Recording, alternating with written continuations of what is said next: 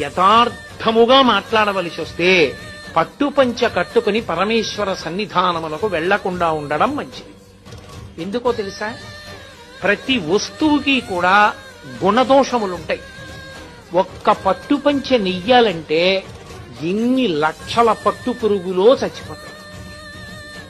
Mulberry ఆకులు పెట్టి పట్టు పురుగుని పెంచి బాగా కడుపు నిండా తిని అది పట్టు దారాన్ని చుట్టూ అల్లుకుని పట్టుగూట్లో మెత్తగా ఉంది కదా అని పడుకుంటుంది.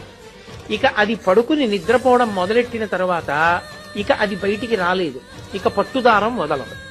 ఇప్పుడు ఆ పురుగును ఒక్కదాన్ని తీసి బయటపడాయాలంటే పట్టు కాయని కోసేయాలి.